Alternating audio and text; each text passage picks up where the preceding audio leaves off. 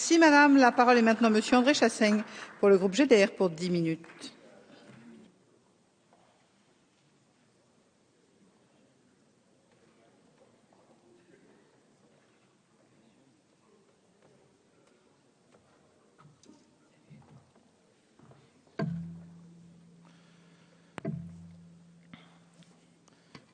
Madame la Présidente, Madame la Ministre, mes chers collègues. Après un vote peu glorieux en première lecture, qui a vu une majorité toute relative adopter votre texte, après le rejet de la réforme par la Haute Chambre et l'échec annoncé de la CMP, nous voilà rediscuter du même texte que celui voté par le socle dur de la majorité gouvernementale. Ce texte est régressif. Vous vous acharnez pourtant à le faire passer. Terrible posture idéologique qui conduit à un terrible aveuglement. Ne voyez-vous donc pas la colère qui enfle dans le pays contre votre politique antisociale et contre l'attitude servile de la France face aux exigences de la Commission européenne et de l'Allemagne? La réduction à tout prix de la dépense publique et sociale que vous assumez et dont cette réforme participe ne fait qu'aggraver la crise et précipite notre économie, notre modèle social et notre démocratie dans un cercle vicieux et vicié, bien loin des aspirations des Français qui ont porté François Hollande au pouvoir. En répétant à l'envi que votre réforme permet de sauver notre système de retraite par répartition, tout en refusant obstinément de préciser qu'il doit continuer de verser des prestations définies, vous bafouez l'un des principes qui fait sa soutenabilité sociale. D'ailleurs, le texte confie à un comité de suivi le soin de formuler des recommandations, notamment sur la réduction du taux de remplacement assuré par les pensions. On ne saurait être plus clair. Pour préserver la répartition, vous sacrifiez le niveau des pensions. Le compte n'y est pas. Il n'y est pas, notamment pour les jeunes, dont François Hollande affirmait vouloir faire sa priorité et demandait à être jugé sur les mesures qu'il prendrait à leur égard. Faut-il donc le juger sur les seules mesures de rachat des années d'études et de trimestres de stage? C'est plutôt mince. L'adoption de ce projet de loi aura pour eux une double amertume. À effet quasi immédiat, par l'allongement de la période d'activité des seniors, il retardera leur entrée dans la vie active, repoussera l'âge auquel ils signeront leur premier contrat à durée indéterminée et prolongera une précarité qu'ils subissent déjà trop injustement. L'effet secondaire, pour le moment indolore, n'en est pas moins injuste. Il les pénalisera à double titre au moment de la retraite, d'abord en les contraignant à travailler jusqu'au moins 66 ans en moyenne, ainsi que vous l'avez admis, Madame la Ministre, dans un récent rapport à la Commission européenne, puis en acceptant une retraite de misère. À moins de n'avoir de la solidarité qu'une conception sacrificielle, il faut un certain cynisme pour oser affirmer que cette réforme que vous proposez préserve et renforce le lien de solidarité qui unit les générations. Le compte n'y est pas non plus pour les femmes, loin s'en faut. Celles qui travaillent à temps partiel bénéficieront certes de la baisse du nombre d'heures nécessaires à la validation d'un trimestre de cotisation, mais cette mesure ne résoudra en rien les inégalités de pension sur lesquelles le gouvernement refuse d'agir avant 2020. Et rien n'a été fait pour agir vigoureusement sur les inégalités professionnelles et salariales dont elles sont victimes, alors même que leur résorption rapide serait une simple mesure de justice et rapporterait plus de 10 milliards d'euros à la seule branche vieillesse. Le compte n'y est pas non plus pour les actifs, notamment salariés. Ils supportent intégralement, avec les retraités, les mesures de financement immédiates. Ils bénéficient cependant d'un lot de consolation, la reconnaissance de la pénibilité à laquelle ils sont exposés.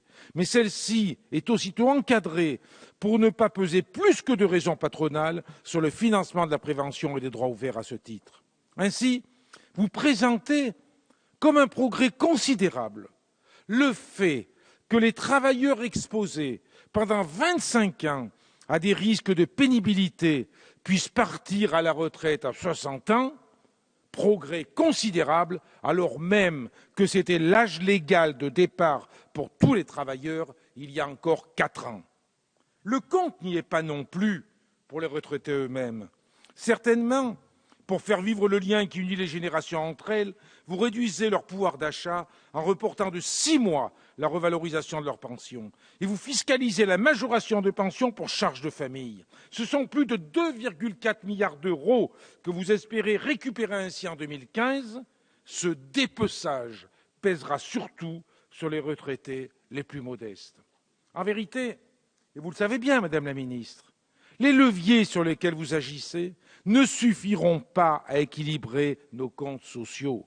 Personne n'est dupe de la manœuvre. Les travailleurs ont malheureusement la mémoire des mauvais coups qu'on leur porte.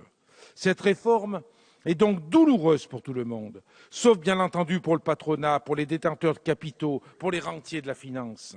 Non seulement vous entérinez tous les reculs imposés par des gouvernements de droite depuis 20 ans, mais vous y ajoutez sans aucune gêne la reprise des antiennes usées jusqu'à la corde par vos prédécesseurs. Ainsi, l'allongement de l'espérance de vie justifierait un allongement de la durée de cotisation et les déficits des branches nécessiteraient des efforts partagés entre les assurés. Mais ces raisons ne sont que des leurs. Ce n'est pas parce que les Français vivent plus longtemps, se soignent mieux, font des enfants ou sont massivement au chômage que les comptes sociaux sont dans le rouge. C'est parce que les politiques économiques libérales menées depuis plusieurs décennies en faveur du capital contre l'emploi et les salaires ont privé la sécurité sociale des financements dont elle a structurellement besoin. Le déficit de la sécurité sociale est d'abord un déficit artificiel, un déficit fabriqué. Faut-il rappeler que notre pays n'a jamais été aussi riche? Depuis 30 ans, le PIB a été multiplié par 2. Et grâce à quoi? Aux gains de productivité, aux sacrifices et à la précarisation du travail imposé aux travailleurs. En revanche, la répartition des richesses entre capital et travail n'a cessé d'évoluer, toujours au détriment de la rémunération des salariés et donc mécaniquement du financement de notre système de protection sociale.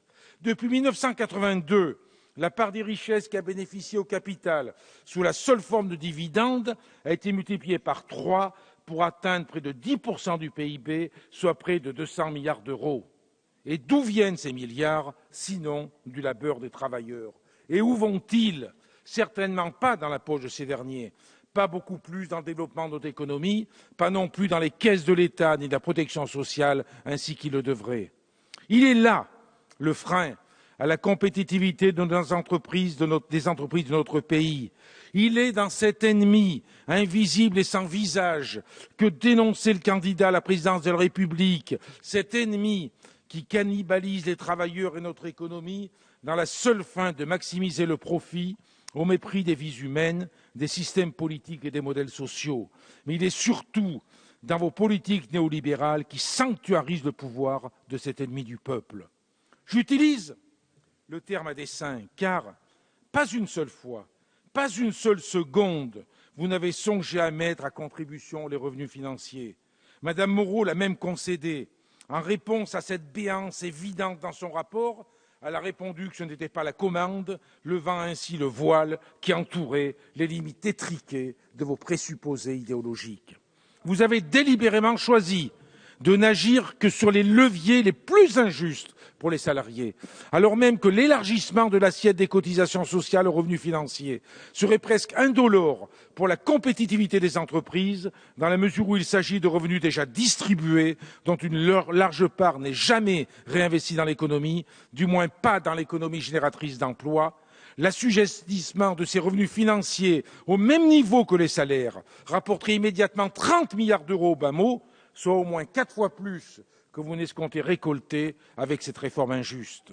Nous soutenons par ailleurs, de longue date sur ces bancs, une mesure de long terme permettant d'augmenter significativement la part des salaires dans la valeur ajoutée. Celle-ci consiste à moduler les cotisations sociales des entreprises avec notamment un critère incitant celles-ci à mieux rémunérer le travail. Bien entendu, une telle mesure ne s'entend que si les exonérations de cotisations sociales sont définitivement supprimées et que soit conduite une politique économique de lutte contre le chômage et non d'accompagnement de celui-ci. Vous n'avez pas fait ce choix. Non content de valider les exonérations générales de cotisations sociales, vous les avez renforcées en faisant adopter le CICE, scellant le carcan des grilles salariales comprises entre 1 et 2,5 SMIC. Plus généralement, une véritable réforme des retraites et de notre protection sociale ne peut aboutir à des progrès sociaux qu'au prix d'une politique de l'emploi qui ne se contente pas d'accompagner, mais de lutter efficacement contre le chômage. Cela suppose une politique économique qui protège l'emploi. Or, l'application de l'ANI prouve chaque jour le contraire. Vous l'aurez compris, mes chers collègues, au-delà de la seule question des retraites, ce texte cristallise nombre de nos divergences sur le plan économique, social, humain et idéologique. Vous aviez une occasion formidable de revenir sur 20 ans de régression sociale et de réhabiliter le progrès de civilisation que constitue la retraite à 60 ans. Avec cette réforme, vous vous rangez malheureusement dans la liste des fossoyeurs de ce si bel héritage social qu'est notre système de retraite. C'est une toute autre ambition autour de laquelle la gauche a besoin de se rassembler, celle de faire avancer le progrès social.